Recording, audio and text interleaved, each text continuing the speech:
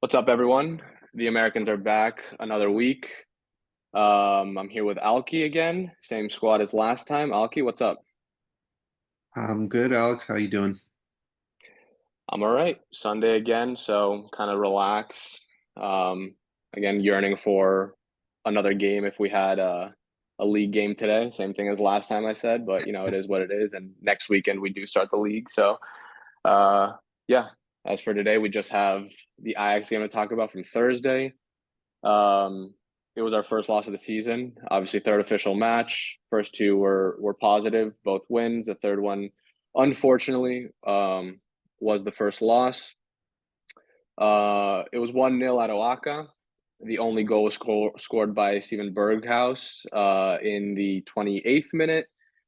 Passage of play down the right, kind of overlapping run, cross in the box, nice layoff touch from one of the Ajax players to Berghaus, who just hits it into the back of the net, takes a small deflection, but wasn't that impactful of a deflection. It was probably getting past Dragowski anyway. Nothing much he could have done there from a short distance.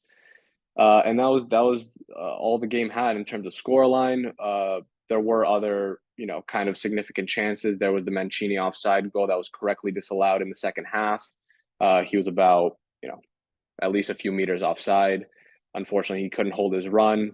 The finish was good, to be fair to him, but of course, who cares about the finish if you can't stay onside? Um, Yeah. also the Bacacetas post in the first half, from a tight angle, he just smashed it past Veer, their keeper. Pasveer might have gotten a touch on it also to push it onto the post. Um, but yeah, those were the biggest moments of the game. Yeremia early in the second half had a good shout, but he was also offside in that play. Actually, he was not offside. The replay showed that it was very marginal. The linesman called offside. It didn't go to review, obviously, because it didn't end up being a goal, but the call on the Right. field was offside. The replay was marginal, but again, didn't have much weight because the ball didn't end up in the back of the net anyway. So that was just kind of the spotlights of the game. Obviously, we'll dig into it. We'll dissect it. Um, so I'll let you talk a little bit, Alki. Well, I mean, in hindsight, everything, all things considered, was disappointing result. Obviously, we would have obviously preferred the win or draw at the very least, especially what we saw. We talked about it all week and the day of the game, especially what we saw for like 75% of the game, I think we can say. Um, Kind of going back to stuff from last season, even the season before, first 20 minutes was just a really rough watch. I think I've even seen even Ajax fans themselves online like they know this isn't the same Ajax that they've had of the years past. It's definitely kind of a limbo phase, kind of a rebuild almost, but still competing to some extent. But the first 20 minutes kind of just really showed how out of depth we were as far as like showing up. It looked like a powerhouse versus just kind of like a mid to low table team kind of competition. I mean, they were just killing us left and right. I think we can agree. But unfortunately, after the goal is when everything settled in. And but we looked really good, I think, for the most of the game. I mean, we didn't really create, like you kind of mentioned, touched on it. There were a few chances here and there, few offsides calls. Some were questionable, some were obvious. Um, Kind of refreshing to see though, because we kind of got on it, but we kind of talked about it all week. Like I said, there just weren't really, I don't think there were any official, like real big or major changes created by us. I think that's a big thing we need to go to into the second leg is just creating more offense to create more chances. Yeremeyev had a few good looks, but you can tell he's kind of out of his element for a little bit because we're trying to play balls over the top. Just the pressure he was getting stacked. I mean, it took a little while for us to settle into the game, but like I said, we played really well most of the rest of the game. Just couldn't capitalize or create anything of real. We can go back and say, "Oh man, we missed that shot, chance or shot." Like the Bakasetas thing. Obviously, we hit the post, but kind of took a few different passes here and there to get to that. So, um, yeah, I mean, before we really dissect into specifics, that's kind of my take on it. Like, nice to see, but I think we could have gotten something out of it in the end. I want to pick out one thing you said about the quality of this Ajax side. And I do agree 100% that this is objectively a weaker Ajax than they traditionally have, especially when you consider 5 years ago about this team was in the Champions League semifinal and now they're in Europa League qualifying. I think that says all you need to know. But even though I agree, because it's just a fact that this is a weaker Ajax side, this is still a good Ajax side, which I feel like is a little bit getting lost in a lot of like the Absolutely. discourse. Like, just to put some numbers out there, this Ajax side is on paper valued almost 200 million more than our team. We have a squad value of about 80, 85 million, and this Ajax side has, I think, about 260 million. So yes, it's a weaker Ajax side, but this is, for the quality that we're at now, still a very high quality opponent. Um, this is not a walk in the park. Of course, a good result would have been amazing to get on Thursday, but it was not a given either, given that this is still a quality team. Yes, they finished fifth in the Netherlands last year. That's below their standard, but fifth in Netherlands is still probably better than even the top four in Greece. And I'm not taking anything away from us or the other Greek teams, but I'm just trying to really hammer down that this is still a solid opponent. We didn't lose to a joke club, and a result wasn't a given in this game. Um, so I just want to put that out there. I'm making no excuses, obviously, but this is still the opponent. I don't want. There's just a Right. lot of skewed perceptions happening with this. This is a weaker Ajax side than usual. Yes, but is kind of my point. Um, anyway, that's just a piece I wanted to put out there. I agree with everything that you said, Alki. I think your points about starting slowly were spot on. Kind of very different than what we saw against Botef. In both matches against Botef, we came out running. In this one, we obviously didn't, and we were absorbing a lot of pressure for those first 30 minutes. And even though Ajax didn't do much to threaten the goal, it was sustained pressure. And usually, after sustained pressure for so long, a goal happens, a goal Yeah, comes. those gaps What opened up. We saw Berghaus had how many chances in those first 20 minutes before the goal came. Like it was inevitable. We saw it coming. At some point, kind of in the middle way of the second half, sorry, in the first half, I think it was around the 25th minute, they showed the possession graphic, and it was 67 to 33 in their favor. So they had two-thirds share of possession. That kind of tells you the picture of what was happening in that first 30 minutes. The sustained pressure we were soaking up, and even though they weren't making like a chance every minute, like I said, that sustained pressure for so long, you can only deal with it for so long. And that's what ended up happening. It capitulates in a goal, unfortunately for us. But then the response after the goal is very good. And, it's not, you don't want, we've said this a lot of times last year in the second half of the season. You don't want, especially in the playoffs, because we had gone down in the playoffs like 7 out of 10 of those games. You don't want to need a goal to have that response and then show up in the game, because you're already in a hole. Then Right. you should just do that from the outset. But sometimes it doesn't work like that. Was it a tactical problem why we started off slowly? Was it other factors, like, for example, the jump in quality of opponent from Botev to Ajax? Um, there doesn't necessarily have to be one reason, but unfortunately for us, yes, it did take that one goal to get into the game. And then we did finish the half pretty well. Obviously, I think that Bacaseta's post did come after the goal when we were already 1-0 down. I think it was probably maybe around the 35th minute. So that also kind of supports the fact that we were in the game at that point. Unfortunately, we didn't get a goal before the half. I think that would have gone a really long way if we did. Um, but we did take that momentum into the second half.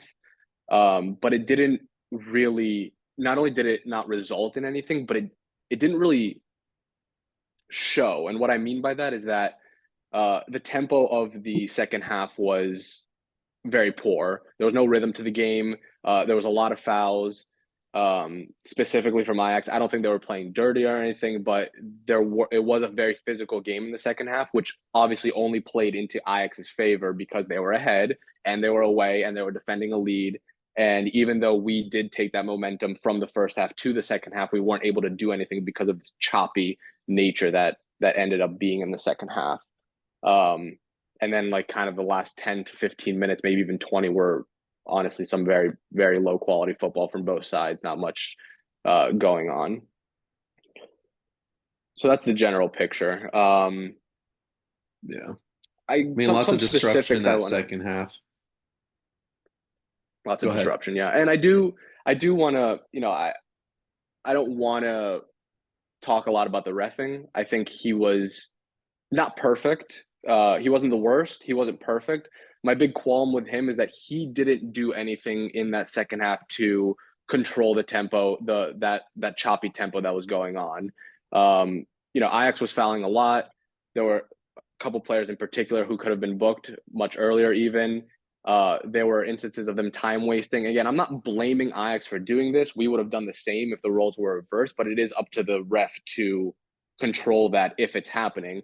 And there were multiple times where Shutalo, their center back, had the ball, and he was obviously taking his time with a free kick in his own box. So no intensity there. You just have to just boot it up, and he's still taking 30 to 60 seconds to take it. Pass veer too, and the ref wasn't doing anything about it.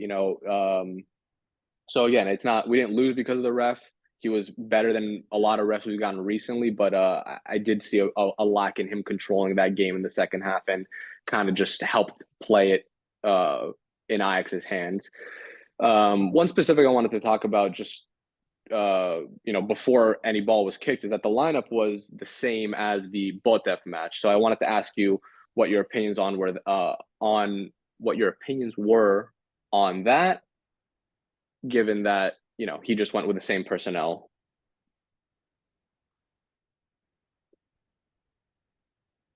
Either way, um, I think some of the subs he made this game, I think other than maybe the first one was, I have to go back and look, and it came a little later, just kind of similar to like the Baldev matchup when we had the first match. We were begging for subs a little earlier, but I think the subs we saw, in my opinion, kind of disrupted in our own sense the tempo of the game and our attack, how we're getting back into it. It's like once we were seeing some fun out of the game, came on and it kind of.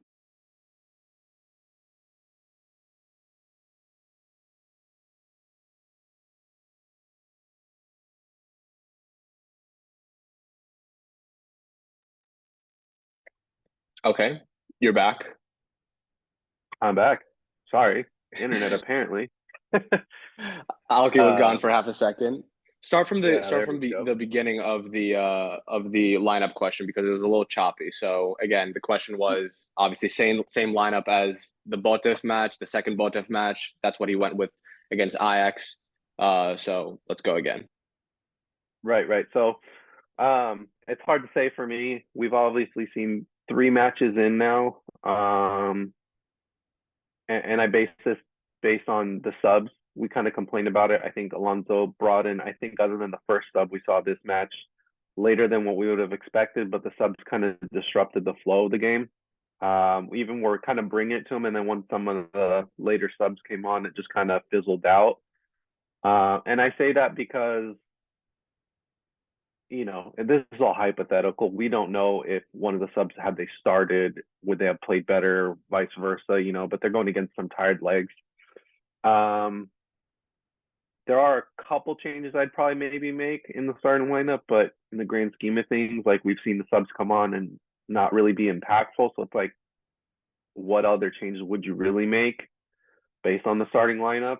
I don't know. I'm kind of 50-50 on it. Like, we saw good progression, obviously, in the first 2 matches. I'd say match and a half. Half of the first match against Botev wasn't the best, but obviously it was his first game. Second game, we know how that went, and it's just, I don't know. I don't mind it because we saw that there's the potential there in this game versus Ajax that, you know, they were able to turn around, unfortunately, after a goal was conceded, but we were able to see them. And I think that's the more disappointing of it all is like we took the game to Ajax to an extent. Like we took it to them and it was right there for us to be able to get a result. And then we just, like you said, the tempo of the game, the choppiness, our subs kind of messed that up in a sense, the flow and rhythm. So I don't know. I'm kind of split on it. What about you? I didn't have any problem with it at all. In fact, funnily enough, I was driving home before the game. I was rushing home to get to the game, and the lineup came out while I was in the car, and I was with my fiance, and she had it in front of her. I wasn't seeing it, and she said, "Guess the lineup," and I guessed every single one of them. And that's not like, a pat on the back for myself. I just think that's what I was expecting. Basically, I was not expecting any changes, and I think there were a couple positions where, there was potential for change. Like, for example, Tete starting on the wing, I think was one of them. Maximovic starting in the midfield. Those two were probably the big, contested positions for a change from the Botev match. But at the same time, a team, when something's not broken, don't fix it kind of mentality. We say that all the time. It was perfect against Botev, second leg 4-0. Everyone was good, basically. Again, jump in quality of opponent to the next game with Ajax. But do you have to tamper with that Botev lineup? I don't really think so. Like, I wasn't upset seeing the same lineup. I expected it, and I was, in fact, I think happy with it. I think Tete, he could have started against Ajax, but I think just like we saw against Botev in the second leg, he was a pretty impact sub for those 30 minutes that he played. Could have easily had 2-3 assists. I think if I had to guess, I think Alonso was looking for that in this game too. It didn't play out exactly like that, but I think he thought that he could have given him more for 30 minutes rather for 60 minutes, where it is right now in the season and where Tete is in his training with the club, given that he just came recently. So I wasn't surprised that Tete didn't get the start. Maximovic also, that's a tricky one. There's been a lot of talks about Maximovic. He hasn't started really any of these games. All the other three midfielders have been favored. And maybe I said this on the last pod, but my stance on that is that, we're in a position where we kind of have a surplus of starting quality midfielders at the moment. You have Baca, who's your cam, you have Charon, who's your classic 8, and you have Arau, who's your classic 6, and then you have Maximovic, who is kind of like that hybrid 6-8. So you basically have four midfielders for 3 midfield starting spots. So on any given day, one of them is going to have to rotate out, and I think that's exactly what's going to happen. All three are going to get playing time. All three are going to get starts at certain points, and I think that's going to be determined basically matchup to matchup, opponent, tactic wise. So the fact that Maximovic hasn't really, I don't think he actually, in fact, has started any of these 3 official games. The 2 against Botev. the 2 against Botev and the 1 against Ajax. I think, does that point to Alonso not liking him? Because it's also important to know that he's not an Alonso signing. He's a Tarim signing. He was signed back in April or something, March, April.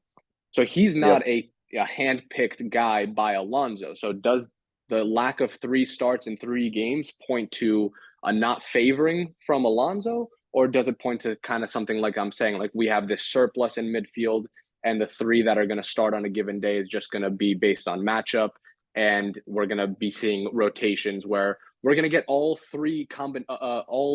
combinations of these 4 players starting at a given time, kind of thing. So that's my take on it. I wasn't super concerned that Maximovic wasn't starting. He will get starts at some point, I'm sure. I just chalk it up to Alonso saw these 3 guys in the midfield as the best fit for matching up against Ajax, and that's who he went with. Ironically, I do think the midfield was the weakest part of our game on Thursday, which I can go into, but I do want to let you say something first. Well, that's kind of what I was going to kind of segue into. It's a good point you bring up, and it kind of makes me think it's a little combination of both because, yeah, I mean, Maximovic wasn't Alonso's pick. He was announced way long before, but he was going to finish out the season, join us in the summer. He's had the full summer with Alonso. Granted, Alonso came along late. I don't recall if Maximovic even started some even preseason or friendly games. I think maybe he did one or two, but we saw him starting like Nikas in the preseason. And even against Botev, we saw Vilena start and then got benched. And again, Maximovic was more of a plug-in later on as like a super sub type of guy for the midfield. So it makes me think, yeah, maybe it's just Alonso kind of seeing what he has. But at the same time, we've seen him rotate the midfield, and yet Maximovic isn't one of those rotation pieces that's coming in. So it does maybe make me think, like you pointed out, that maybe he's just not his type of player. The role he plays is kind of hard to say. But granted that you say that on both sides, I think, you know, we're 3 games in, but I think Alonso's sticking more or less with the same lineup because he saw it work against Botev. Obviously, Ajax, way different opponent, better quality opponent than Botev. But I think, you know, in games like that, granted, we only lost 1-0 in the grand scheme of things, that's great. And you have to see, you know, go out with the same guys, and then you can pick and see against a better opponent like Ajax, where are the weak points in that same starting lineup, if there are any, and then adjust from there. And we've seen Alonso make some small tweaks, like we said, the center back pairing, which we can get into. The midfield, he kind of did rotate a little bit. Obviously, Vilena didn't get a start like last matches.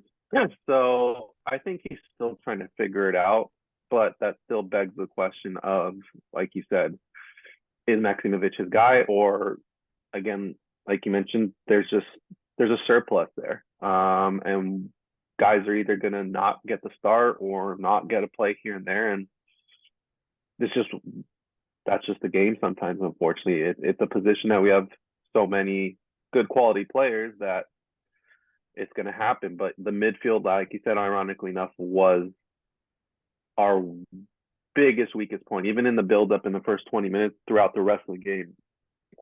Arao, I think we all mentioned, we can all agree, was probably man of the match. He was everywhere.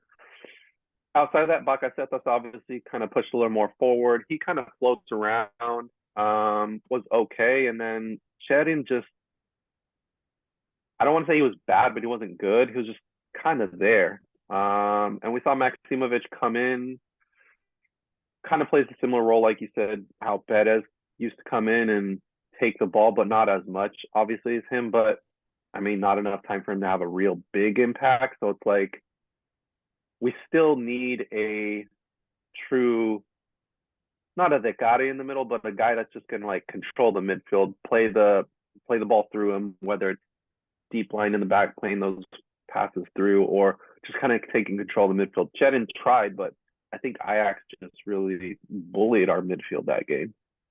And I think that maybe has a point to creating chances, being able to get the ball up to the wingers and stuff, because a lot of our stuff that we created, even offside goals, was more in transition on the counter and nothing in real build-up, which build-up has to come from your midfield. If you don't have that, it's going to be really hard to win any games, period.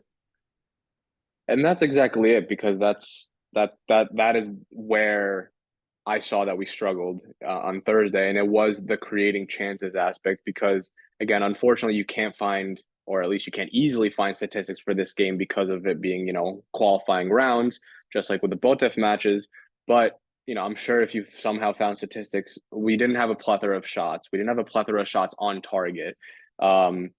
Basically off the top of my head, what were our biggest chances?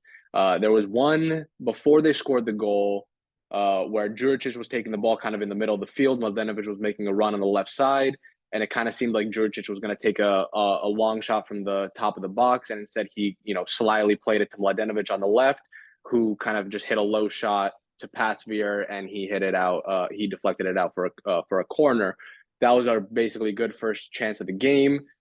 Then after that, it was basically Bakasetas, the post, probably a good 20 minutes later. yes, did we even out possession and stuff like that? But chance-wise specifically, even in the second half, there wasn't much to note. I already said the Yeremiev offside early in the second half, the Mancini goal offside later in the second half. Those aren't even official chances because they're offside. They don't count. They don't get written down. But, for our sake, there were 3 or 4 good chances, 2 of which were, nullified. And you're not beating a side the quality of Ajax with only 2 chances. Unfortunately, you're asking a lot of luck to happen at that point. You can't expect from 2, 3 good chances to convert 1 goal. Statistics don't really go that way. You need to get your good chances up more closer to the double digits. I'm not saying we go against Ajax and, put up 10, 15 good chances, but you do need to get your chances closer to double digits in order to expect 1 or 2 goals, because 1 or 2 goals from 2 or 3 good chances is not happening. And I Right, it's funny you bring that up do. because no, I'd say I remember kind of vaguely looking at the stats. Obviously, these are all spot mobs, so make that what you will. But I remember it being pretty equal the day of, and we're thinking about it, like it wasn't a bad game overall. But in the grand scheme of things, when you look at it, I can't tell. Oh, they do change it by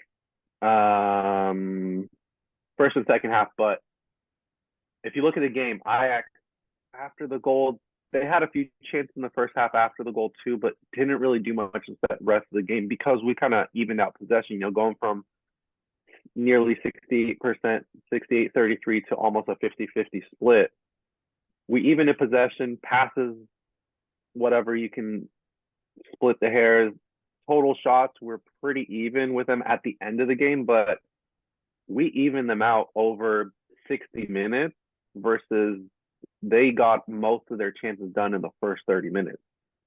Yeah. So that kind of says a lot more about us than Ajax. Like they were up, they were able to sustain us for 65, 70 minutes without conceding. And we didn't really create many chances. That's maybe kudos to their defense, but it kind of also speaks to our lack of creativity. Like, if they created that many chances in the first 20 minutes and sat back, imagine, if that game was 0-0, what they could have done over the course of a full game if they needed attack. Versus us, we were able to do all of that in 65, 70 minutes. Again, we're talking quality of opponent and squad and valuation and whatnot, but that's just, if we want to move on at this stage, and it's really early, unfortunately, in the competition to be seen an opponent like Ajax just because of their transition period, but that just kind of goes to, like you said, just we really lack the creativity. And as we all know in this game, that usually starts from the engine, which is in the middle. Tete and then wingers can create all they want, or Bakasetas, but like if nothing's coming through the middle, you're going to be hard pressed to see any chance creation happening over the course of the whole game. And I mean, the numbers are right there. Yeah, we evened out over the game, so somebody that didn't watch would see this and be like, "Oh, that's not too bad." And granted, we thought it was a good showing overall, wasn't bad, but there's a couple things that are very important, key, crucial pieces to the game that just you need to fix by next game. Yeah, you mentioned their defense and, if they had a good game or not. I think they did. I don't want to take anything away from their defense. At the end of the day, they did keep a clean sheet. But I do also think that we didn't test them enough. Before the Oh, game, absolutely. I thought I was looking at their squad and kind of their previous games against Vojvodina and stuff like that, and their center back pairing was, I think, kind of the place to exploit. And Sturge mentioned this in his review prior to this Ajax match. You have their left center back, who's Boss, who's not a left center back by trade, not a center back at all by trade. His first position is left back, and actually his second listed position is left wing, not even center back. So that kind of tells you what kind of player he is. He's a wing back, and not only is he a wing back, but he's a more attacking minded wing back. And instead, he's playing center back for not just this game against us, but also in the 2 games against Vojvodina that Ajax had. That was a weak point, in my opinion, to exploit. On top of that, he's only 21 years old. So you're asking a 21-year-old with very little experience to do this positional change due to necessity in a position that he might be out of sorts with. And we didn't really challenge that. I mean, like, again, they kept a clean sheet, so they have to be applauded. But how much did we do to actually challenge this young center back who's playing out of position? His center back partner, Šutalo, who's a Croatian international, who, I watch the Croatian team all the time, every game. I'm familiar with him. He's featured in the Croatian team for about 2 years now. I've always been high on him. I think he's a good player, but the truth is, this past Euro, he was pretty poor. He started, I think, 2 out of the 3 games for Croatia. He was responsible for multiple goals. He was slow. Just all in all, his form was very poor in the Euro. I didn't see him specifically against Vojvodina when Ajax played them, but in that second game, he scored a goal for Ajax and he also scored an own goal. Basically, these two things together, Šutalo and Bas, for different reasons, I thought would be a point to exploit, an area of weakness for them. And we just didn't exploit, basically. We didn't challenge them. It's the same thing as, if you look at it, they have a 40-year-old keeper. Did we challenge him? He kept a clean sheet, so, I mean, good for him. But did we challenge him? No, but that kind of goes into we can kind of segue towards that section is, with signings and needs on the team, because you talk about us not exploiting that, but do we really have anyone on the squad to exploit that side of the field? I mean, nothing against Mancini, because I think he's always solid and consistent, but he's not a guy that's going to create loads of chances. He's more a very direct player and plays off of people. We need to exploit that, our right side there, left center back, and just down the middle. I think Yeremia, if this was a game like we saw in the beginning, yeah, he got some touches and stuff, but out of his depth, that's not his game. This would have been a great game. And luckily we saw Foti come on and get some good run, I think, once he gets fit. But unfortunately, the timing's just not there for him to be able to start and maybe be as big of an impact. We'll see next game. We don't know. But it just goes back to just the squad planning of, like, the wing is something, and the midfield, sort of something we've all been talking about, that we just really, really need something for creativity wise and exploiting stuff like this. And wingers is a position we have a surplus in, but the quality of the surplus is just not there. And I think that goes back to how you said at the start of this. I think that's something that you just have to start with Tete going next game. He's that creative guy. We see what he can do. You give him space, and he's at 1v1. He can create. We saw against the Botev game, he could have had a couple assists. Like, he's just a dynamic player, and you just have to use that to exploit that. And we just didn't that whole game, like you said.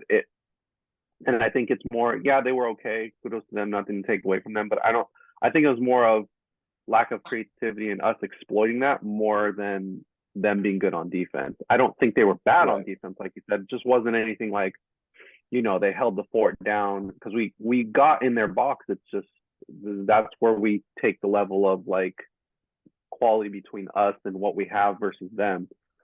A young and inexperienced center back pairing playing out of position versus our guys just not being able to read the game to exploit that. That's like their hole right there. Right. I have to 100% agree, because you see what happened when we tried to exploit it. And what I'm talking about is specifically that early chance in the second half with Yeremia. He received the ball. I think it was Baca who passed him it, but it was a ball from the midfield to him who was in the box. And it was just a through ball right down the middle of the pitch, nothing fancy. But that is the type of thing that I'm talking about. That's the exploitation you need against the center back duo. Challenge them. They're in the center of the pitch. Go through the center. Don't work so much on the wings. I'm not saying we did work much on the wings, but make that your focal point of attack. Down the center, that is where you need to exploit. And kind of the first time we tried that, which was with that Yeremia chance, he put the shot on goal. Yes, was he offside? According to the linesman, and then the lines were questionable. Whatever. That's beside the point. But you're doing it. And we only saw it, I think, one other time when Foti came on, and that Jursic shot took a deflection and went out. But, like, Foti they pinged it through the middle. Foti can out-muscle. Like, these guys, like you said, wing back, they're not physical presences in the middle like your typical center back is. And we saw a couple plays, like Baca said, that's play through that middle right at the top of the box, through to Foti. He's going to get the ball. He's got great control. It didn't look like it, but he made it happen, and then he pinged it off, and it got off to Jurcic, I think, right at the corner of the box, and he took a shot. It took a deflection, but it doesn't go down as a created chance. But when you're reanalyzing the game from our point of view, those little moments are things that you need to just, exploit in the next game, because you see it worked. We just didn't do it much, and it's kind of frustrating, but it's things that we, like we said, look at squad playing and who should be starting, because you mentioned lineup and whatnot. It's just, yeah, I think Foti, unfortunately, love him to death, but that's still going to be the big make or break for us this year, and especially how much minutes he's played and stuff. Like, we've seen him, take the load and be injured. Like, when he's not in it, it's kind of scary for us as we progress into either this competition and you get further on into the season. You need that depth, and get a mega, that first 10-minute minute, when we go 60 minutes with him or Sporar, it's just not, you're not getting any productivity. So Yeah, I don't know. There's lots of yeah, holes yeah. that we know we still need, and I don't know if you want to kind of talk into that or continue with the game, but yeah. Well, yeah, just a couple more things about the game. We've talked a lot about the midfield and like how that was, I think we both agree, kind of the weakest point. Not Arau, again, like you mentioned, he was man of the match, but more so the guys who, you rely on for the attacking stuff, which is Charon and Baca, I think just kind of let us down there. Arau did everything he could, and his job is obviously more of the defensive part of the game. But also the wing backs for me were very lacking too, because you look at them also as a source of attack, and we didn't get anything from them. And let me just be clear. I think this was the right call to start these two guys. We learned right before kickoff also that Vaya had an illness, so he was excluded from the squad. So he was out of the picture. But even so, even if Vaya was in the picture, I would have agreed that this Mladenovic, obviously by necessity, he's our only left back at the time, and Kotsiras on the right. I do think that was the right call to make. Coaches typically want to have one more attacking minded fullback and one more defensive minded fullback, and that's Mladenovic is the more attacking minded one, obviously. Kotsiras is the more defensive one minded. So I didn't think that was a bad choice, but we didn't get any attacking help from either of them, which is also a big problem because, yes, you rely on your midfield, that's your main source, but the wing backs are also a big source of your The attack overlapping going runs forward. happen. We see it all the time. It's those overlapping runs which we need. And Maldenovic, bless his heart, like you said, out of necessity. But even when he's up there and just not providing anything, Kotsiras was kind of back and forth. And when Baldock came on, I mean, we can talk about that. Not very impressive. Not that he was bad, just didn't really provide much for us. It was just fine for me.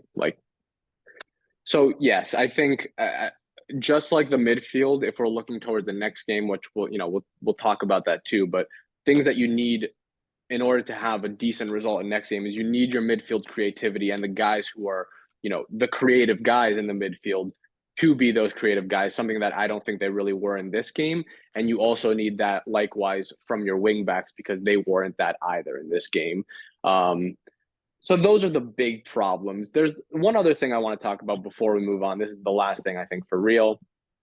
And it's that, I didn't think the defense was particularly bad. I think like we've talked now to, a while, the midfield was lacking. I think the wing backs were lacking, but the defense I thought was pretty solid.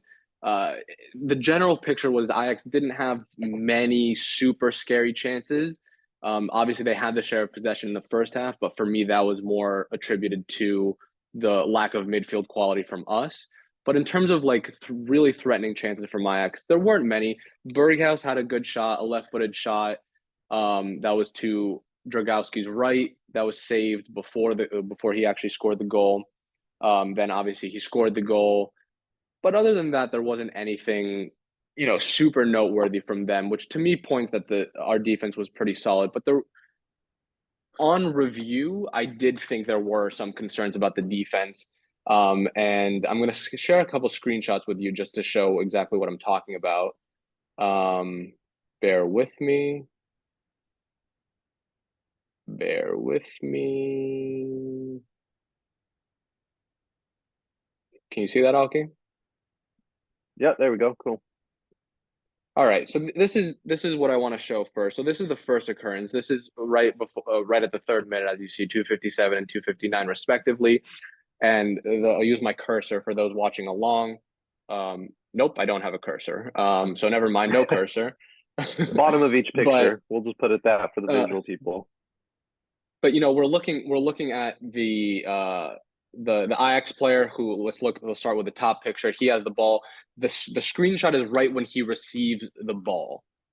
Look how much space he has. There's 3 players, the 3 closest players to him. You could see Baca there with a number 11, and the 2 guys that are on the right side of the box. One of them is Mancini, and the other one is Kotsiras with the armband. These 3 guys are giving, I think it's their left back, ample space. And the second picture is where it ends, where he releases the ball. So we have where he receives the ball and where he releases the ball. And yes, do they close him down? Obviously, they've made that triangle, that diamond between them and him smaller, but he still has so much space by the time he releases the ball. And where does this chance end? If we're looking at the top picture, look at the top picture bottom. I'm granted it'll change, but ample space. But I'm counting in the boxes. We have 4 defenders.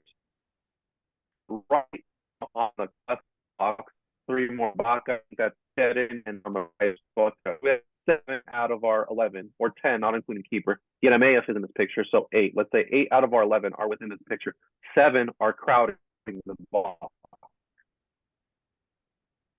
Right. Yes.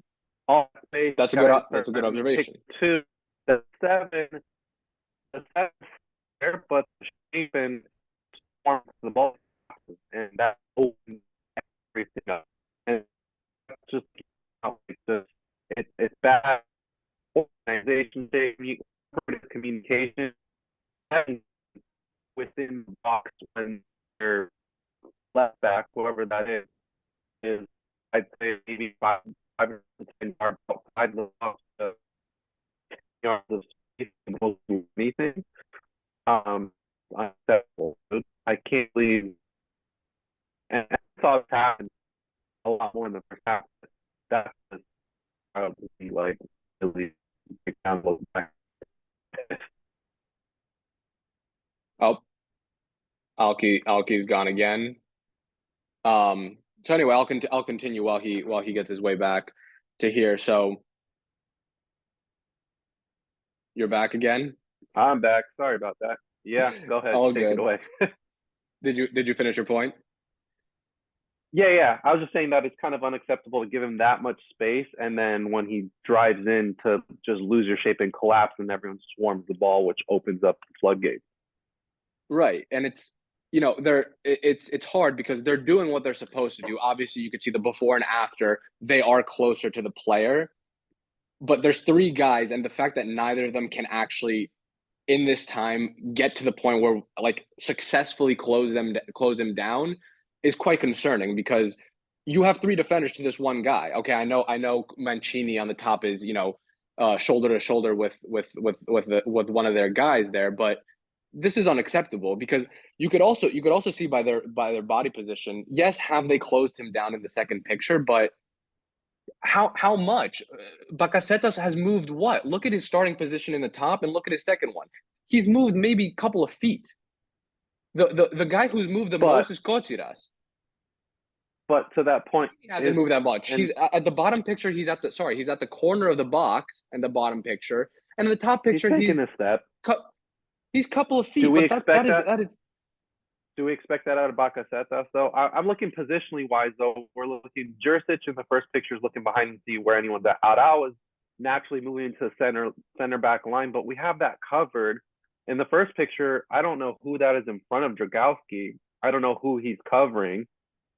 But yeah, just positionally, just everyone's way out of position and just not committing to their assignment in this case. Let me be. I don't expect him to defend, but yeah, you've got to do better than just take a couple steps. You are the closest person to the ball. You're the closest person Yeah. to the ball. Like, I don't give a shit if And you're a even cam. in I the don't second give a shit if picture, you're the he's center got his feet forward. planted. He's got his feet planted. He's just ready for what? I don't know what he's preparing for in the second slide. He took a step and nothing. It's just Look at how crazy. Arau goes into every play, every tackle. And again, I know he's a CDM and Bakasetas is a cam, but look at how Arau goes into every tackle, every contested play, and look at how Baka's doing here. It's night and day, and I do not care if one's a CDM and one's a cam. Baka is one of the two closest players to this ball. It is your responsibility to close this down. I do not care if you're cam. I do not care if you're center forward. It's right in front of you. And like you said, look at his body language. He's flat-footed in the second picture. He's like, what is he doing? He's like taking a lead off of first base for those who watch baseball. And we like to pick on Mladenovic all the time because his positional awareness is non-existent. But if you look at the top picture, I think that's him in front of Dragowski. Or Dragowski has an ocean of space, but in the second picture, he adjusts and covers his man. Yeah, that's a very good observation too. Even Jurich is far into the box. The center backs readjusted. But us being there is crazy, and I'm not going to talk much because I see it and my internet's not good. So, but, yeah, great point. No worries. So there's one more slide I want to show. The reason this is important is this is in the third minute. This is one of their first, real attacks on goal. The ball did end up in Dragowski's arms. It was from a cross. It wasn't a shot, but the point is, this is a warning sign in the third minute because hold on. This is the goal. This is the moment of the goal. And it's the same thing. You have three players to their two. It's an identical situation on the other side. So once again, the top picture is when Berghaus receives the ball, and the bottom one is when he releases the ball. So again, the before and after, and once again, the difference is a 2-second difference here, just like the other one. And once again, you have three players going on the guy with the ball, Berghaus in this situation. Yes, do they close the gap with him? But it's not enough. Like this is just like the last example where you're just giving him too much space.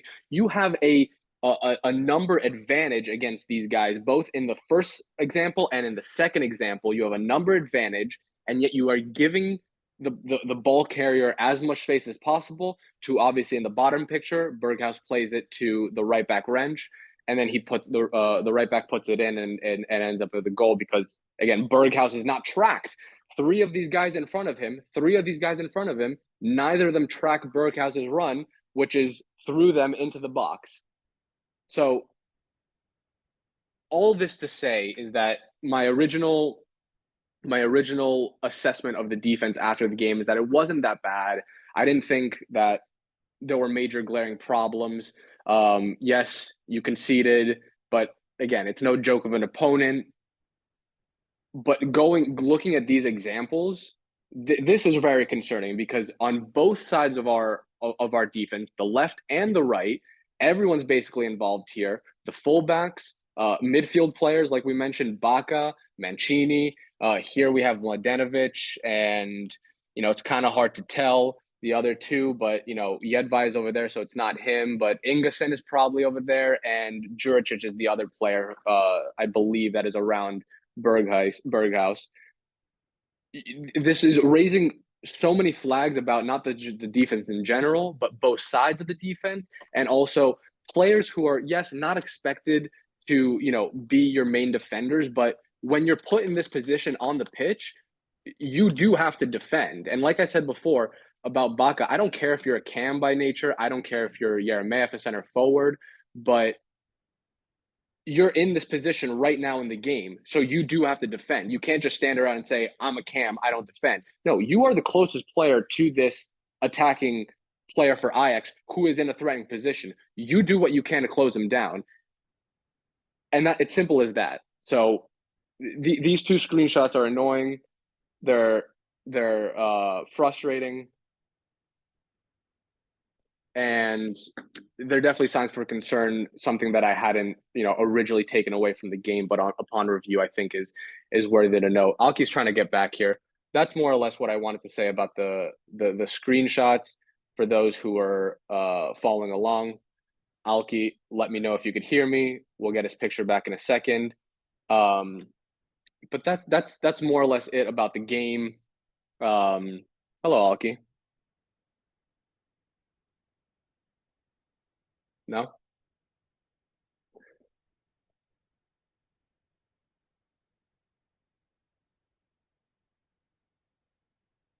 Anyway, we're going to go into transfers if you could hear me, Alki. We're going to go into transfers. Now he's black, screened. I'll just give him a couple seconds, try to get back.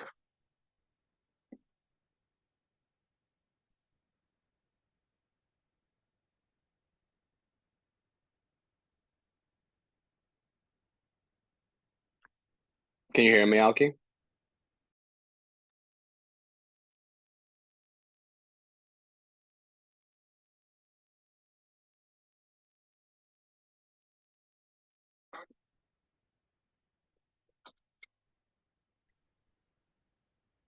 I think I there can we hear go. you. My God. Excellent. Yep, I got everything except for like that last 5 seconds. So again, I am so sorry, guys. Zoom is just functioning weird for me today. But yeah, back to your point. I mean, I think positional awareness is really lacking, like you said, from our defense, or not necessarily the defense directly, but just guys that are tracking back to defend, but not really doing what they're supposed to. Right. I'll just because you cut out, I'll just show you the second I covered it all. I said what I need to say, but I'll show you the second pair of screenshots just so you're filled in, because the reason that that first one is so important, because like I said, it was a warning sign for what was to come, and the second instance was on the goal. This is the play of the goal, and it's very similar to what you saw before. We have a numerical advantage, 3 defenders of ours versus 2 of their attackers, same thing as it was on the opposite side. They're far away from the original play when Berghaus receives the ball on the top. Yes, do they technically do their job on the bottom and close down space more? Sure, but not enough, because you still have 3v2 and you're not closing down enough. You're not stepping on the guy, and ultimately he's able to make a pretty easy pass to Wrench on the right side, who all he has to do is hold his run on side, which is exactly what he did, and then he puts it into the box. And also importantly is that Berghaus was the scorer of the goal, and if you remember, he was not around the penalty area, but he was in the box. So he makes this run through these 3 guys untracked, and then he's left alone in the box and has an easy shot on goal. So it's the tracking when they're in the buildup, but it's also the player tracking who's allowed to get into the scoring position afterwards. Well, because you mentioned that, and this might be a lack of communication, because even in that second screenshot, there's 3 guys on the ball, and you can see they're moving towards the ball, but no one's really committing. But we have a numerical advantage, yeah, but no one's fully committed to taking Berghaus, and now all 3 guys are on Berghaus, leaving 1 or 2 guys open for there's gaps there because no one's committed to actually take them on. In that case, somebody has to take the overlapping run, which they didn't, which led to the goal. Correct.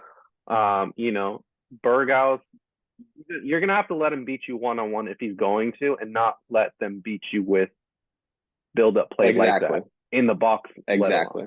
Let him beat you one-on-one and get a shot. He'll probably get a lesser clean look at it versus how this goal ends up happening, because numbers there, but there's gaps between all the guys. If their striker made an overlapping run a second quicker, he could just put something in between those guys, and it's one-on-one with the keeper. So, I mean, yeah, it's a big glaring issue that we definitely have to correct. And funny enough, this is on the left side of where maybe we can kind of segue into and talk about the new left back signing, which hopefully might fill in some of those gaps from Mladenovic, because I don't think he necessarily had a bad game per se, but I'd say he was probably one of our weaker points, as we've just seen time and time again. And he's more he's more of a wing back. He just doesn't defend. He's very unaware on defense. Positionally, he gets beat by his man a lot, no matter the opponent, whether it's league games or we've seen in Europe. Yes, he's had some good moments, but his crossing isn't the greatest. Let's be honest. He's a defensive liability. Like, we're better off playing one of our three right backs out of position on the left, like a Kostas or Vagianidis, than keeping him on, if I'm being honest. But now we have, we signed new left back out of Germany. Any thoughts on him? Did you kind of follow him, or look him up, see what he's about, anything like that? No, I mean, I was, to be completely honest, I was going to defer to you because you're the guy to ask about this. Obviously, Alki follows the Bundesliga, more than most of us. So, he's more familiar with the player and where he's coming from. So, yeah, no, you tell me your thoughts, Alki, because to be frank, I don't have many thoughts and I'm not familiar with the player. Yeah, so I mean, it's funny that that it kind of just still goes with a theme. Philip Max is who we're referring to, for those that don't know. But kind of just a name and a signing that came out of nowhere. I think it was rumored again a day or two before, and then it just got done and announced. Again, another 30-year-old, so it tracks. But I think the thing I like about this one is he's got lots of experience. Yes, he's 30, but loads of experience, and I think his crossing is night and day difference compared to Mladenovic. But in general, he's very more offensive oriented than defensively. But he's just kind of solid all around. Yeah, he's more offensive oriented, but he's not like a huge liability on defense. He's solid. He can track back and cover his man. It's kind of one of those weird signings. Like, yeah, he's 30 and coming to Panathinaikos, but he's got experience with the national team. He's played in the Bundesliga a ton. But he's never been one of those players where, like, he's kind of had a roller coaster of a career as far as, like, valuation and whatnot. He never really skyrocketed in value and then dropped down. He's kind of just steadied around. I think I want to say anywhere from 10 to 15 million was probably his highest evaluation. Just a very, I'd say, like I said, solid and consistent for what you're getting as far as like value.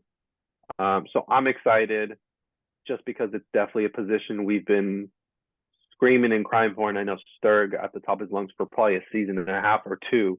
Now, even after we got Mladenovic, we still needed a left back. Just because Mladenovic and Juankar just weren't cutting it. So I'm excited to see what he brings.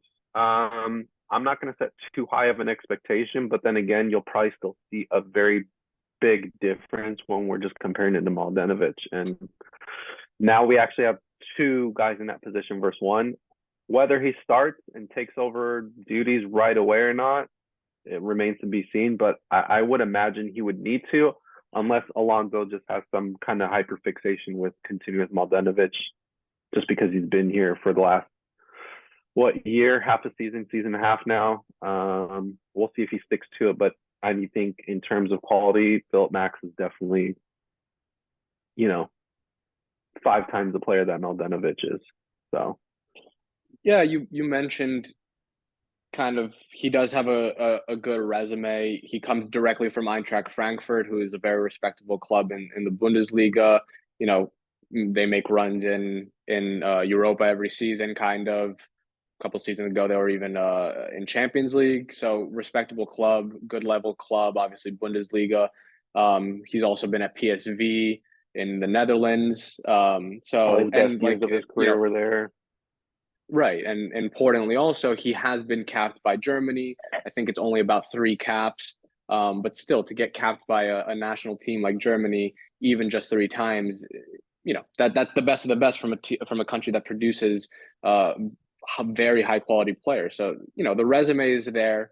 One thing I wanted to ask you, interestingly enough, that you mentioned is that you did label him as a more attacking fullback, which obviously his competitor, Mladenovic, the guy who he would be, let's just say, splitting time with, or, the decision has to come from Alonso, is also an attacking fullback. So do you think this pairs well? Like, usually I'm going to look at the other side as an example. our two best right back options are via Neves and Kotsiras, and they're, let's just say opposites of each other. One is defensive minded and one is attacking minded. So you have the option based on how you want to use them in a given game against a given opponent. On the other side now, you have kind of two attacking minded fullbacks. So what do you make of that? Do you think it's going to be a problem? Is it good? I think it's good just in the sense of he's by trade and by traditional left back. He has played quite a bit of duty as a defensive midfielder as well. When I say offensive minded, I'm saying more, maybe not progression and goal creation in a sense. He's got great crossing, but he just carries the ball and he controls the ball with a lot of passing. Like if you're to probably do an analysis on him or scouting report, if you go FBref has a really good site and they kind of do a scouting report comparing to fullbacks and positions and whatnot. I guarantee if you're to probably go on there, I haven't looked at it for him yet, funny enough, but I guarantee you'd see him in the high percentile for probably possession and passing. Because he's played a ton of games as a left back, but he's also played as a defensive midfielder, which is kind of nice to see because Arauz are really by trade our only other traditional one. So he can kind of slot into there. So he's a hybrid type of player. So I think that'll help. I think it will help also just with link up. Again, that just kind of depends who we end up playing on the left. If we get in another winger, I think our left side is not our strongest side, but with Jurisic, it might bode well, He will play the overlapping runs. He can cross, but he can link up, help keep possession. So I think it'll work well. I think it's a really no-brainer to really plug him in pretty much right away. I don't know if he's eligible, if he's even registered for our next match with Ajax or in Europe. I hope that kind of answers your question. No, that was a great answer. And, as from my end, I have nothing else to say. You have more insight there. You're a resident Bundesliga enjoyer. So, unless you have anything else to add on Max, we can move to the next rumor. The Max is the only confirmed signing since last time we were here, and even I don't believe that the Australians talked about him on their pod. But anyway, that was your thoughts. Alki, the next one is a rumor. The next two are actually rumors, and one is an incoming rumor and one is an outgoing rumor. Let's start with the incoming, and that is concerning Foti Akturkoglou, who is a left winger from Galatasaray. We've been linked with him now for, I don't think it's been 2 weeks, but maybe 7 to 10 days kind of thing. Right. And it's a very interesting situation. He's a left winger, like I said. He's 25, so he's a good age, kind of the direction we want to go. Tete 24, him 25. Other players that we've been looking at, like Pulisic, was 22. Funny enough. Very, very good point. Yes. The interesting thing about this rumor is that he does come with a price tag, and that price tag is quite expensive. It's at least 15 million, but probably more realistically 20. He's listed, I think, at 15 on Transfer Market, but I do believe about a week ago I saw that Spartak Moscow from Russia had offered had offered Galatasaray a transfer fee of excess of 20 million for him, and I think Galatasaray and the player rejected, and the kind of rumor is that the player would prefer to actually come to us. And probably the lack of European football for the Russian clubs is a factor in that. But yes, he's still on our radar, but the money is kind of a problem, and there's a bunch of theories going around about Alafuzo's connections to Turkey, how we would fund this deal, because quite frankly, if it is around 20 million, I do see that being out of our budget. Unless my yep. thought process is, I think that valuation has a lot to do with the Euros. Turkey as a whole, we saw them, everyone hyped them up, and they had a great run, and he had a good showing. I'd say he's a very speedy, dynamic player, so I think that helped his value. I don't know what it was pre-Euro, so I can't say that, but I can't imagine it was in that range. But not significantly less, maybe in the 10 to 12 range, but I think that has a lot to do with it. And my thought process is maybe the funding from this kind of points to, like you mentioned at the start of this, the incoming and outgoing if Foti's going to get sold. You know, they've set their price, what they want. He won't be sold unless it's this. He hasn't really, you know, it's kind of been back and forth on, does he want to leave? Does he want to stay? We've seen reports of him wanting to go to like the EPL. We've seen him want to go to Sporting, and then they came back saying no, he wants to stay in Greece. You know, things like that. We want 30. We've seen 20, 22, 25. The latest one, you know, 27 from Leicester, which we'll probably get into. But I think this rumor, it doesn't make sense, like you said, unless my only thought is they're working on the back end of Foti gets sold for this amount, so that way they can afford a signing like this. And to fund salaries of Tete wasn't cheap either. I think there's a sell-on clause for him, but we still paid a pretty penny for him, salary and everything. You know, I don't think he was cheap by any means. So it kind of points that, unless, again, like we've seen, this rumor's just all smoke in there and it's just rumors and media. I get wanting to come to us because of Europe and stuff, but I don't know how you can want to come to a club that just 15 to 20 million is just not something we'd see. Yeah, and also, like, you know, I don't want to be the Debbie Downer, but like, we don't also have Europe confirmed. Like, you're gonna reject Spartak Moscow because, okay, they don't have Europe. They're banned from Europe, as is the whole country. But, you know, just for argument's sake, if Europe is what he wants and that's why he's rejecting a Russian club, then it seems weird to pivot to us because we're in an uncertain position too. And I don't want to say Europe is more unlikely than likely, but in a way it might be, given that we have to overcome Ajax, and then if we don't, we have Lons waiting for us, who's also a difficult opponent. So it's just a weird kind of thought process, if this is actually the thought process from the player. Right. Quality wise, I think, you know, obviously I think he's a excellent addition to the squad. He, you know, the price tag is not by luck or by chance or random. Like, he does have quality and he does come with pace down the left side. But again, I don't know how convinced I am that this is actually a real possibility. The finances are odd, like you said, even, you know, with the, you know, faulty stuff going on the side. You also have to consider, let's just say for argument's sake, you sell Foti for 30 million, which is the asking price. You sell Foti for 30 million, and let's say that, yes, you bring in this Turkish winger for 20 million. Basically, you're at minus 10 of that, or plus 10. With that plus 10, you still have to replace Foti.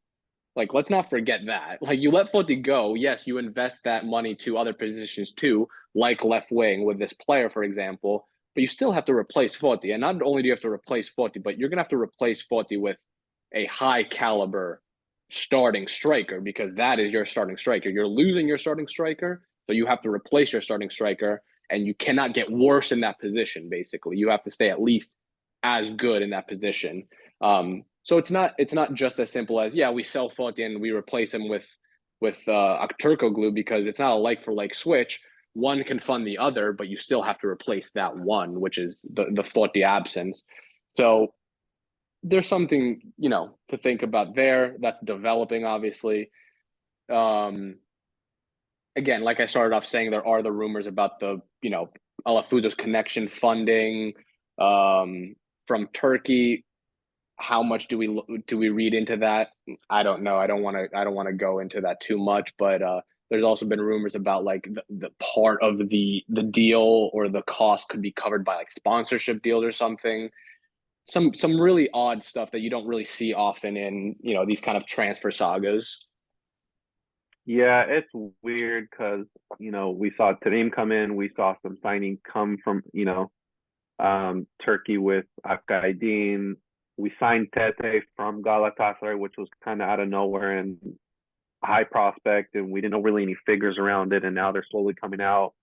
This link up, again, a Galatasaray player, but a lot of it like you said, roots back to signing in Turkey. There were rumors last year with Terim coming in that Alafuzos might sell because he had a Turkish buyer. Like, so I can see it based on how the business has gone, but we're not into the politics of that, and we don't really have anything to work off of other than these rumors and stuff. But I think just the rumors great. It happens every summer with us and all the Greek teams of who we're going to be linked to, and some are crazy. This one just has so many different directions it goes into, and it's weird. The price, it's Turkish player. It's not a like for like unless Foti sold financially. Like you said, you still have to replace Foti, which doesn't seem likely you can do with $10 million. Like, it's a very weird one, just no matter which way you look at it, honestly. So I don't really have anything more to say beyond that. Great player dynamic, like I said, he had a great Euros showing. I'm not too high on him. He'll be great for our level in the league. Is he worth 20 million? I don't know. I mean, that's a great signing or a steal for, I think, a better league, honestly, from. I just don't see why he would go from us and getting offers like that from Russia, all things considered, to come to Panathinaikos, where Europe isn't guaranteed. I don't know. I can't remember if Galatasaray got Europe this year. They got banned because of all the stuff that happened with last season. I mean, it just doesn't make sense to me. It's a Honestly, sideways but move for the player. It's a sideways move for yeah, the it's player. lateral. So like, It's not an improvement in any way, shape, or form for him. So yeah, it doesn't make sense. especially at this point where he's 25 and he's like about to hit his prime, like 26, 27. Um, Kind of weird for him to be making a sideways move. But again, that's all from the player. If he wants to come to us, fine, like whatever. Like Of course. it just does seem like something is like kind of not adding up in this situation based on like how you would expect logically how things usually go with player careers and stuff like that. Um but anyway, that's enough for him. That's developing, obviously, so we'll keep track of it. It is important to note that, I think Nick keeps saying this time and time again. I think he's right that, the ones that drag on for a long time kind of end up not happening. Unfortunately, it's the transfers that come out, and you even said this, Alki, earlier in the podcast today. It's the ones that come out of nowhere that end up being something. And we have many examples even from this year. Max came out of nowhere. Ingeson came out of nowhere. Um, and the one that's dragging on, and this is not the next one that we're going to, but just to plug it in right here, the one that's dragging on is Palistri, and the longer it drags on, the less likely it seems like it's happening. For kind of to reinforce what we've been saying about the how these transfers typically happen. So yeah, we're not going to talk much about Palistri, but it is one that's dragged on now for seems like a month, and every day that it drags on, it does seem like it's less likely to happen. And you kind of see that boost because now we're potentially pivoting. Like this Akturkoglou Yep. is a pivot from Palistri, both left wingers. So that you see that there too. But anyway, let's get into the last rumor, which is, you hinted at it, Alki. It is a big one. It is a new offer for Foti, and not just a new offer, but a new team in the picture for Foti, one we haven't heard from before, and that's Leicester in England. Obviously, the Prem, newly promoted from the Championship.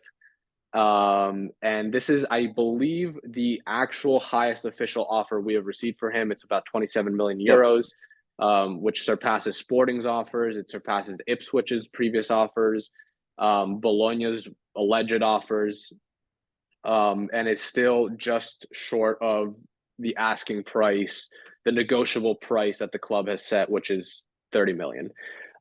So what are your thoughts about this, Alki? Because this is kind of like the juiciest, maybe it's been, maybe not. I think the Sporting stuff is probably a little juicier because they're probably a more realistic suitor. But yeah, it is the highest offer. So it does, it is an interesting thing.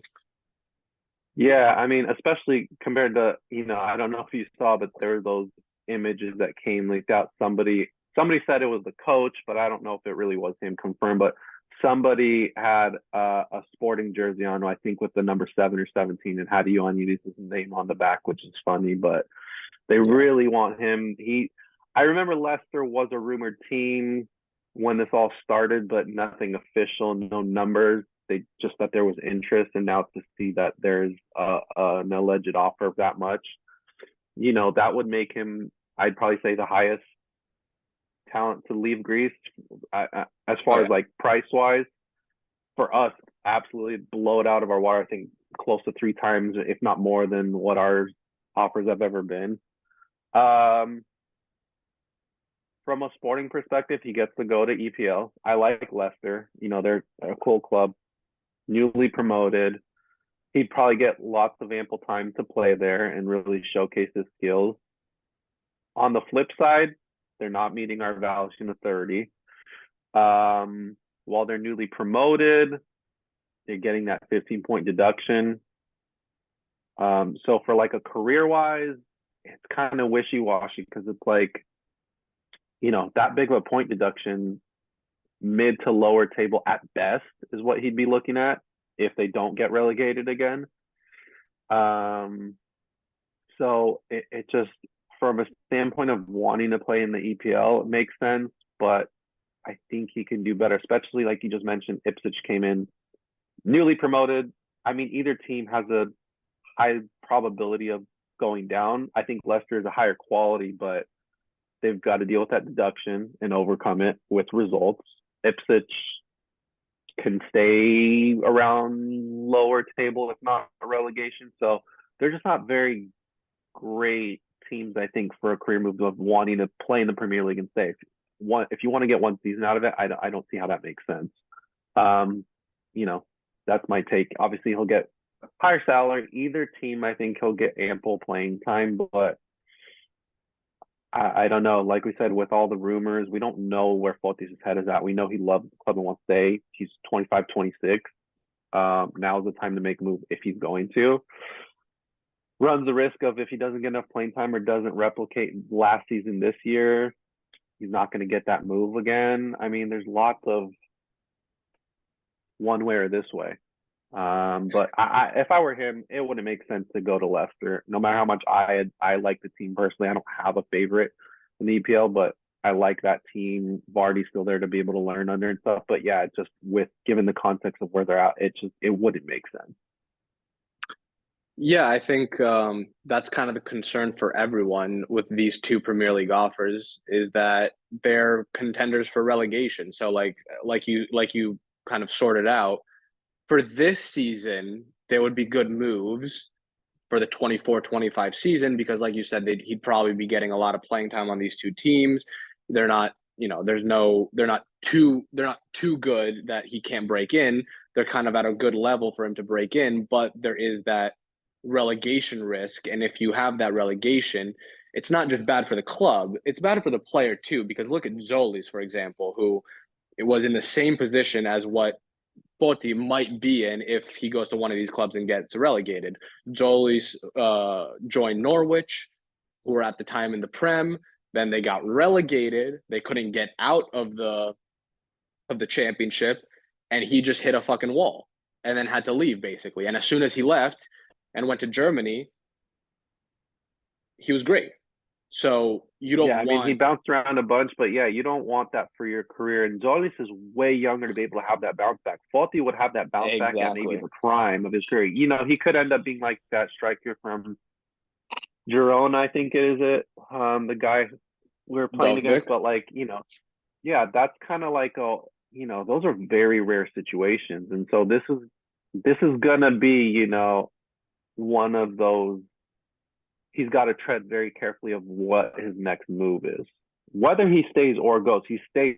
He's got to replicate this season to an extent to be able to still keep that in. If he, not that I believe he will, but if he, doesn't come close to it, let's say at 50% of it, then yeah, that interest and that evaluation of his market is going to be non-existent. But yeah, and from the player perspective, I think we all agree that if it's going to be in the Premier League, listen, we want him to go to the Premier League. That's the best place you could go basically at this point. So there's no not wanting him to go to the Premier League. But if he goes to the Premier League, I think we all agree that we want it to be a solid team that has stability, basically a mid-table team the Crystal Palaces, the Fulhams, these clubs who are not as much as at risk of going down, because then that could off-rail his career. And again, like you pointed out in the beginning, Leicester is facing this point deduction. So they're at a disadvantage. Like Ipswich might be more likely to stay up than Leicester at this point. I think you're correct. Leicester is the better club. They have more quality. And on an equal level, I would choose them. But if it's 15 points, that's insane. 15 points is a huge point deduction. That's 5 games worth of wins.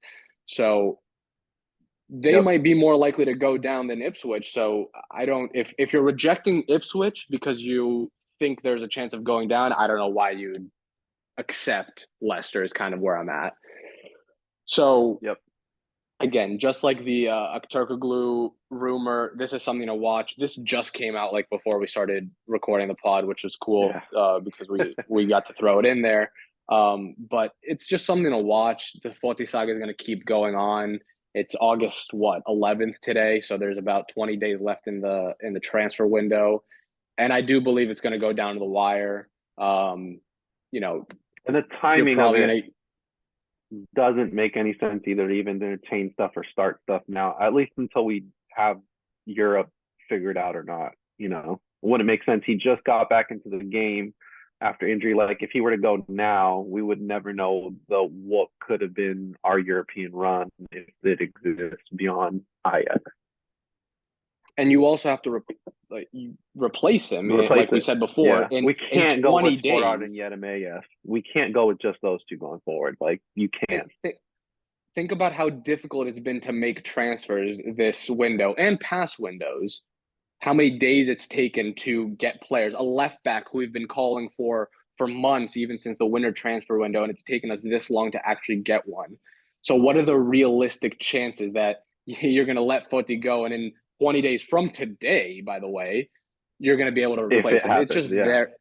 It's just very unlikely, and it's just honestly just not going to happen. I don't see him moving in this window. I think there's plenty of logical reasons that he won't and can't move this window.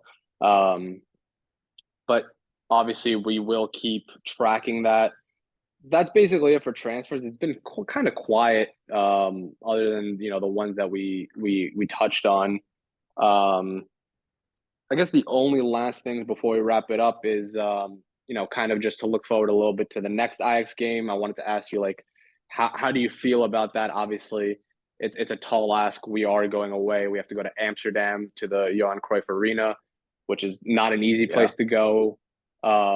Obviously, we have to reverse a 1-0 deficit. So I kind of just wanted to see how you're feeling about it, what you expect to see, and what needs to go right in order for it to happen. So I'll say after the game ended in the next couple of days, I didn't really know what to think or feel. I was kind of more on the optimistic side just because we showed what can happen.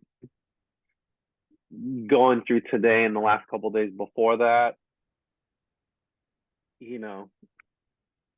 once you break it down and analyze, the weak spots and whatnot, and really look at, we took it to him and kept him, but realistically, I thought I said this, if Ajax plays the same way next game and we play the same way, it's inevitable we would probably have to score, but having to go up 2-0 at minimum, all things considered, I don't expect Ajax to play the same way. I think it's still a tall ask. I think that it can be done, but that really just depends on who shows up to play. If Foti gets extended minutes, we saw he was an impact to an extent, but really just the chance creation, we can only beat that drum for so long that it's something we've lacked so much for a season and a half now. We lost Palacios, who was our really only winger that created stuff. Bakasetas has kind of just been up and down, I'd say, for us since we signed him. Some games he's just unplayable, and other games it's just he's not even there. And that's pretty much it. As far Chedin is very inconsistent, I'd say, as well.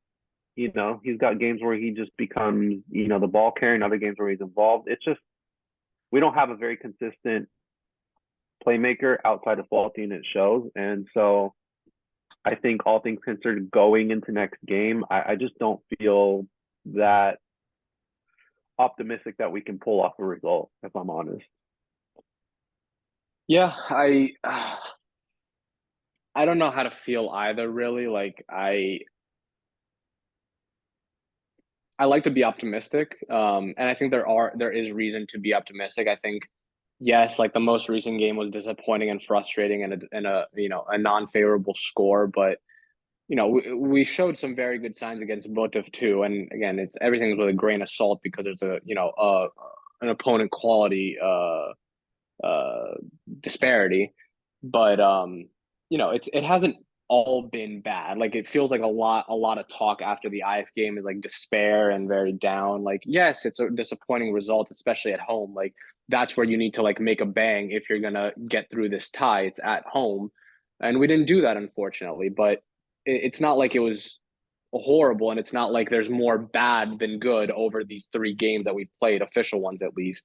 So I think there's hope. I think it's going to be very difficult. And I think it does come down to what you said and what we said before, even is that it depends on the guys who didn't show up in the first leg if they're going to show up in the second leg. The Charons, the Bakas, the wing backs. We talked a lot about the creativity. Like if you go to Amsterdam and only create 2 to 3 good chances, yeah, again, you're not scoring 1 or 2 goals, just like it happened at home. So you do need to create more chances. And that's going to have to come from the guys who didn't do that in the first leg. And if they show up, then you have a chance. I mean, yeah, anything's possible. It's one match at a time. And I think that's the thing that we have to look at, which a lot of the talk is, online of, it's a tall ask. We're probably not going to do it. We're out of Europe because we're definitely not going to beat Lens, who's basically our next opponent if we lose to Ajax. And it's like, I'm not even looking that far. Like, yeah, you kind of have to, but we've also seen Alonso, our first game against Botev was pretty good, but we narrowly still won that game. It wasn't very convincing. And then we came second game, Alonso adjusted, the players showed up, and, we piled it on them. The same thing could happen to Ajax. And on the flip side, Ajax could come in this game. They saw, what little they could do in 20, 30 minutes and then park the bus in their own way. They could come out and score 3, 4, 5 on us just as easy in this next game. And then we look at Lens, but I'm looking at just, the next game, Ajax, what we have, what we can do, and it can go really either way. And I think we've seen Alonso adjust, and, it's only been 3 games, but, we just got to give him the chance. And like you said, we've seen a lot more good than bad, but the few bad are very major key pieces that I think really just need to be addressed if we want to have a shot in the next game. What do you expect with a lineup? Do you expect it to be the same, some changes? And if you expect changes, where do you expect those changes? I'd say probably more or less the same. The only thing I can think of seeing changes would maybe be one variation in the midfield and or how Foti's feeling fitness wise.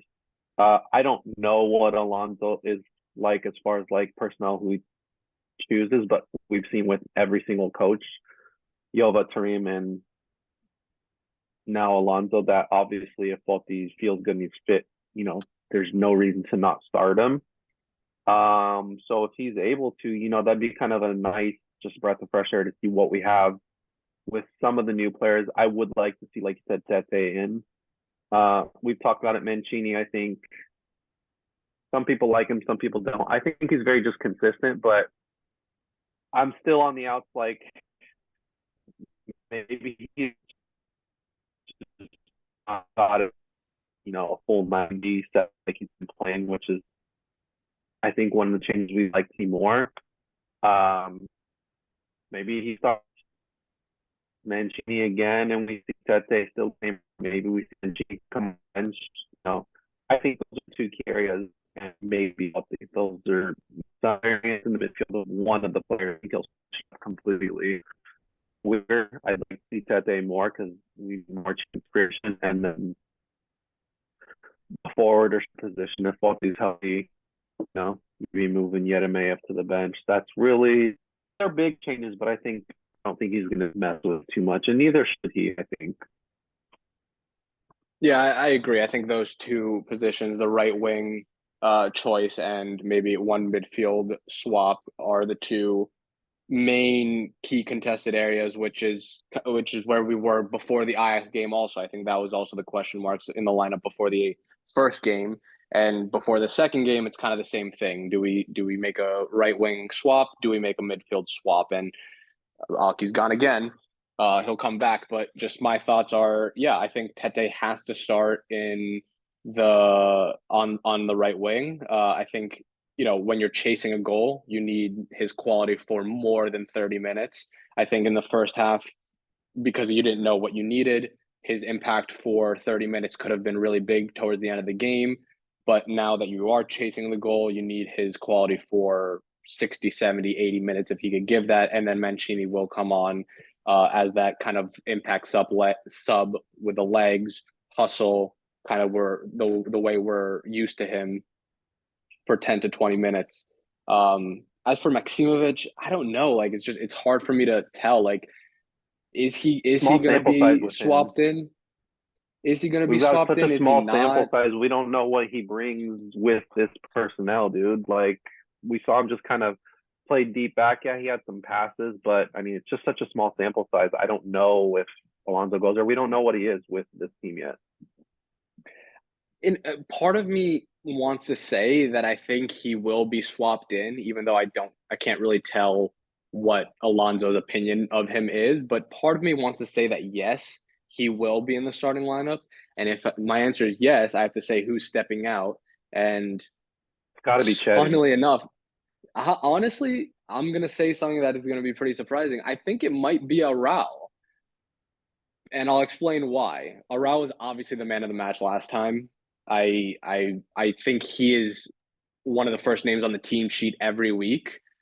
But in a game where you're chasing the 1-0 and you need this more creativity that I hope Alonso identified as a problem in the first game, I think you can sacrifice Arau as he's not one of the creative midfielders to put in Maximovic, who is a 6-8 hybrid. So he could take over those defensive duties for Arau to a lesser extent, obviously, because Arau, that's his main thing. But he could still fill in with those defensive duties while also helping Charon out with the 8 creativity role. So funnily enough, even though Arau is so important and for me is one of the first names on the team sheet, I think for this game, maybe it's worth keeping him out. And if you get to the point where in the 70th minute you are up 1-0 or 2-1 or even better 2-0, then you throw in Arau for Maximovic and help reinforce that lead. But you have to get to that lead first is the point. That's where we're on. You have to get to that lead first. And to get to that lead first, yes, you don't want to sacrifice all your defensive assets, but maybe make the midfield a little more attacking, a little more creative. Keep your Cam and Baca, keep Charon, who didn't have a good game last time, but is your creative 8, and add Maximovic, who is that 6-8 hybrid who can help in the creativity more than Arau can. So yeah, my maybe guess or hope or prediction, whatever you want to call it, is that in these two contested positions, right wing, Tete does swap in for the start, and Maximovic does swap in for the start also in the midfield. The one swap I was But going yeah, to mention before we've been rambling on for a while, right before we go, is if he's healthy, and I don't know if he is, but I think of Vagianidis on the right back. Obviously, we've talked about it, but I think that could flip the game on its head tremendously, because we've seen their fullbacks have some pace, but if you've got the overlap of a and Jurisic on the other side with Mladenovic, no matter how much we harp on Mladenovic, he's still got the pace and the overlap. Like, could really, I think Vagianidis is definitely needed. I know we need some, like you mentioned, defensive minded on one side and offensive on the other. But you're down 1-0, you have to take it to him, and I think a Vagianidis there would I think really really help. Again, that's if we change the wing play, but we've seen him play good with Mancini too. So that's my only one thing. Yeah. Do you think that's a swap? Given if he's healthy or still ill, we don't know. It's kind of was a last minute thing. So The question with Vianilis, and if anyone knows, they can definitely leave us a comment because there's a little ambiguity. Yes, he was excluded from the squad before the Ajax game, but it's unclear if he was included in the squad list at all. Because if he's not included in the squad list, then obviously he cannot feature in the second game. He's not part of the team. But if he was included in the squad list and was just removed before the first leg because of this illness, then obviously he can't feature in the second game. That's just something I'm not familiar with. They didn't release a squad list for this matchup, at least on their social media. So I don't know. But if anyone knows if Via is included in the squad list, let us know. Drop us a comment because yes, like you're saying, Alki, he might be a factor in the second leg. That's it for the Ajax preview. I do want to just lay it all out, the scenarios based on what would happen on Thursday if we do progress against Ajax. Again, that would have to be, we have to either match or do better than a 1+1 goal lead. Obviously, we're down 1-0, so a 1-0 in our favor on Thursday sends the match into extra time, as does 2-1 in our favor. Anything that we win by 1 goal, we're going into extra time. If we win by more than 2 goals, then we get the qualification outright. But so if we do reverse the score, we do play the winner of Bodo Glimt and Jagiellonia from Poland. That's a Champions League matchup now. Sorry, no, we play the loser. That's my bad. We play the loser of Bodo Glimt and Jagiellonia. And I believe Bodo Glimt is up 1-0 in that tie. So as it stands, it would be more likely that we do play Jagiellonia, who would fall down from Champions League to Europa League playoffs. And in the event that we lose against Ajax, do not progress, we drop down to Conference League playoffs, and we have, like we mentioned a little earlier, a pretty hard draw, and that's Lens from France, who is a very respectable side. And you know, everybody has their opinions, but I think at the very worst, they're an equal level as Ajax. But many people think that they're actually a tougher opponent than Ajax altogether. So anyway, that's neither here or there. We're not there yet, but that's just what to look forward to. That's kind of the scenarios that we have on Thursday. Also want to point out that Ajax had their first league game of the season today, actually, this morning. And they beat Heerenveen 1-0 at home. So obviously they had a a weekend game in between the midweek matchups with us. We have the full week to rest and travel, but that's kind of just what it's looking like. And also, the Super League is starting in 1 week. I don't know. We haven't discussed when the Australians would do their pod, if they'll do it after the Ajax game or they'll do it after the Super League game in a week. But we do open up the Super League in 1 week from today. That's Sunday against Asteras. So something to look forward to also after the Ajax game. But that's more or less it, I think. That's a lot that we put out there. It covers, we did cover a lot. I'm sorry for the connectivity and the rambling, but a lot to cover and a lot to talk about. But guess we'll see how it goes, this week in the next leg, and hopefully on a good note. Yeah. Thank you guys for listening. Again, drop a comment. Let us know how you're feeling about Ajax, how you're feeling about the team, just in general, what you want to see, what you don't like. Thank you for listening. Please share the pod. Mediniki on Thursday. Yeah, absolutely. All right. Bye-bye. Bye-bye, everyone.